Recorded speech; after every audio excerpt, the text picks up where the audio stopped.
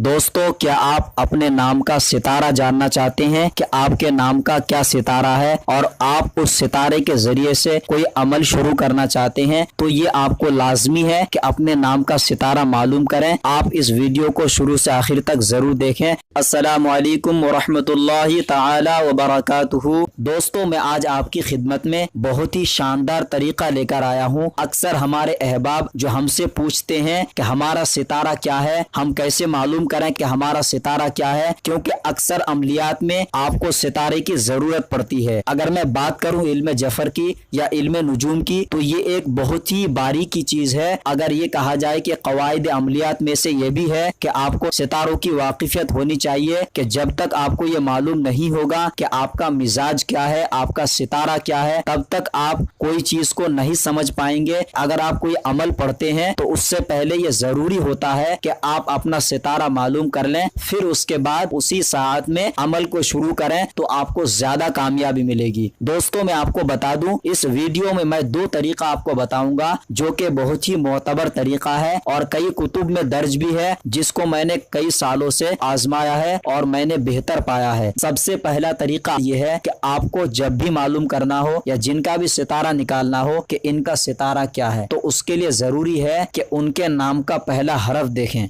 मिसाल के तौर पर मुझे अपने नाम का सितारा देखना है, मेरे नाम का पहला हरफ आइन है। हमें इस नक्शे को देखना होगा जो आप स्क्रीन में देख सकते हैं, जिसमें अलिफ से लेकर या तक तमाम हुरूफ मौजूद है। तो हमने अपने नाम का जो पहला हरफ तलाश किया तो यहाँ पे लिखा है आइन, और इसके ऊपर जैसे ही देखता हूँ तो यहाँ पे लिखा है शम्स, यानी मेरा जो खुद का सितारा है वो शम्स सितारा है। इसी तरीके से आपको भी अगर अपना नाम का सितारा मालूम करना है तो आपके नाम का जो भी पहला हरफ है इस नक्शे में देख लें कि इस नक्शे में कौन से सितारे में आपका हरफ आता है, तो आप उसी हिसाब से अपने नाम का सितारा मालूम कर सकते हैं। ये बहुत ही आसान तरीका है जो हर इंसान मालूम कर सकता है। बस इस नक्शे को गौर करना है, थोड़ा बस इल्म होना चाहिए आपको, उर्दू की जानकारी, तब तो आसानी के साथ आप मालूम कर सकते हैं। अब दूसरा तरीका बता दूं, ये थोड़ा अलग, जो लोग इल्मुल एदाद जानते हैं उनके लिए है। ये तरीका भी आसान ही है, कोई मुश्किल नहीं है। इसके लिए जरूरत पड़ेगी आपको अपने नाम की एदाद और अपने वालदा के नाम की एदाद की। दोनों नामों के एदाद आप एक जगह जोड़ लें, इसे आप 7 पर तकसीम करें।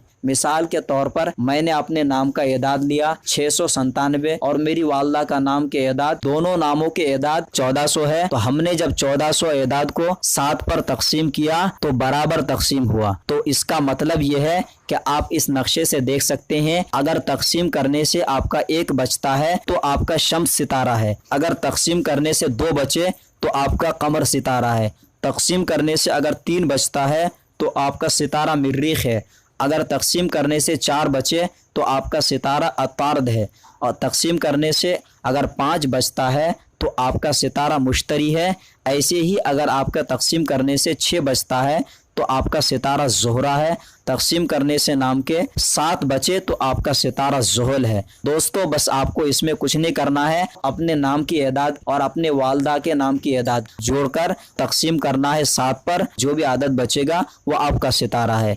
दोस्तों, मैं उम्मीद करता हूँ ये वीडियो आपको ज़रूर पसंद आया होगा। अगर ये वीडियो आपको पसंद आए तो लाइक ज़रूर करें, और हमारे चैनल को अगर आपने अभी तक सब्सक्राइब नहीं किया है तो इसे ज़रूर सब्सक्राइब कर लें। अब अगले नए वीडियो के साथ मिलेंगे इंशाअल्लाह अज़्ज़ा वजल। तब तक के लिए खुदा हाफिज़।